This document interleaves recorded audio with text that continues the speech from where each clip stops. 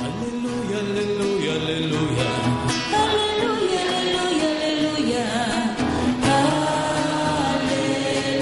Aleluya. Palabra del Señor. Gloria a ti, Señor Jesús. Aleluya, aleluya, aleluya. Aleluya, aleluya, aleluya. Aleluya. Entre tantas formas a través de las cuales Jesús nos enseñó y nos enseña qué es lo que nos espera en la otra orilla de la vida, la bienaventuranza, la felicidad eterna, el reino de Dios. Un reino de Dios, una bienaventuranza, una felicidad que se pregusta en esta vida para los que seguimos a Jesús. Dicho de otra forma, el banquete es símbolo, signo de la felicidad cristiana, de la bienaventuranza, de la comunión, de la presencia central del Hijo en el banquete. Esa felicidad a la cual uno llega a través del camino de la libertad cristiana. Y uno llega, toma ese camino de la libertad cristiana, cumpliendo, viviendo, practicando, llevando a lo concreto de la vida el testimonio y la palabra de Jesús. En este banquete no hay distinción de personas, no hay clasificación, buenos y malos, gordos y flacos, feos, pobres, todos estamos llamados a la felicidad por el camino de la libertad y del cumplimiento del testimonio de la palabra de Jesús, todos, sin distinción. Pero la clave es pasar de ser llamados a ser elegidos. Y en este Evangelio aparece la condición o las condiciones que uno tiene que tener para poder entrar en ese marco de la verdadera felicidad y la libertad cristiana. Dice muy bien el Evangelio: envió a sus servidores para avisar a los invitados, pero estos se negaron a ir. No quisieron que Dios entre en su historia directamente, con un rechazo radical, básico, explícito, querido. ¿Cómo pasa? Como lo vemos nosotros en el mundo en el que vivimos, ¿no? Gente que se niega y que rechaza concreta y explícitamente a tener parte en esta forma de felicidad, que es la felicidad. Aparece también la otra actitud que deja fuera del banquete del reino. Vengan a las bodas, pero ellos no tuvieron en cuenta la invitación. Se fueron, uno a su campo, otro a su negocio, y los demás se apoderaron de los servidores, los maltrataron y los mataron. En pocas palabras, aquellos que están sumergidos en su egoísmo, en su propio mundo, en su propia historia, en lo suyo, en los suyos, y no tienen un espacio para Dios y para los demás, es decir, para el amor verdadero que sale de sí mismo y va al encuentro del otro, con mayúsculas, y del hermano.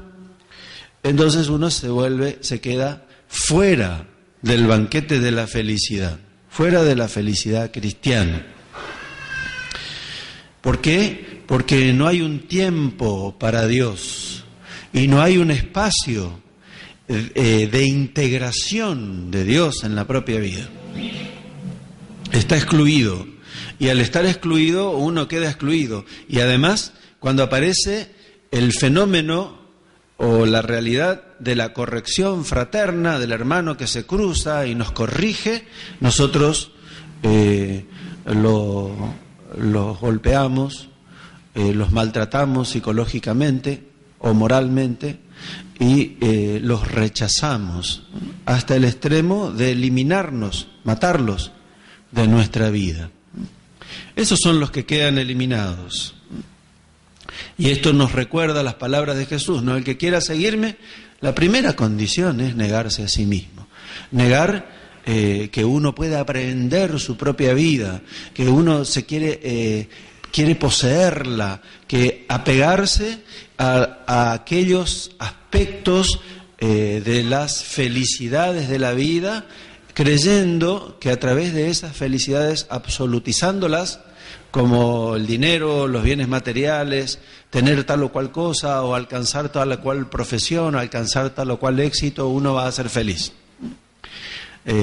Si Dios no está en el medio, esa felicidad no aparecerá. Aparecerán algunas felicidades transitorias, como la droga, placenteras, pero que nos desembocan en un vacío feroz, en una frustración existencial. Finalmente, hay otro tipo que queda fuera del banquete de la felicidad y de la libertad cristiana. Amigo, le dijo, ¿cómo has entrado aquí sin el traje de fiesta? Esto nos recuerda las palabras del apóstol San Pablo.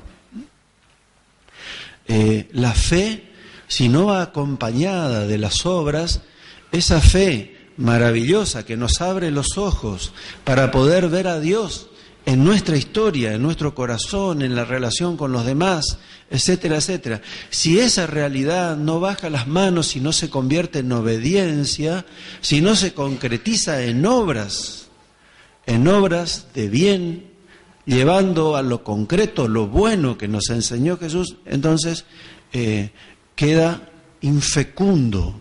No tenemos el traje de bodas, no tenemos la condición adecuada para estar en el marco de la felicidad. No aparece la felicidad del banquete. San Benito había tomado, un monje benedictino había tomado de los Salmos una frase que él la convirtió en proyecto de vida. Y la frase decía, apártate del mal y obra el bien. Busca la paz y corre tras ella. Todo un proyecto de vida. Que a él le fue muy bien y se convirtió en evangelizador de Europa. Apártate del mal, es decir, retirá aquello que es oscuro, negativo, miserable, que es deformativo, que te tira para abajo y te destruye, oscurece y te deja vacío y frustrado en el camino de la vida. Luchá para retirar eso malo de tu vida, pero no basta, sino practica el bien. Lleva adelante aquellas obras positivas, el amor, la verdad, la honestidad, la justicia, la humildad, la sinceridad, la paciencia, todos esos valores que Jesús nos enseñó con el testimonio de su vida. Y con eso, en tu historia, luchando contra tu lado oscuro y procurando vivir la luz que Jesús nos trajo, corre detrás de la paz, buscándola. La paz que es la felicidad cristiana, indudablemente. Por eso San Pablo dice muy bien, porque él se convirtió, esto es lo que demuestra cómo él conquistó esta realidad de pasar de ser llamado a ser elegido. Yo sé vivir tanto en las privaciones como en la abundancia. Estoy hecho absolutamente a todo, a la saciedad como al hambre, a tener de sobra como a no tener nada. Yo lo puedo todo en aquel que me conforta. Es decir, no importa si te va bien, si te va mal, si tenés éxito o si tenés fracasos en tu vida. Eso no es lo más importante. Lo importante es que Dios esté en el centro de tu vida y de tu historia. Que vos estés dentro del banquete del Hijo.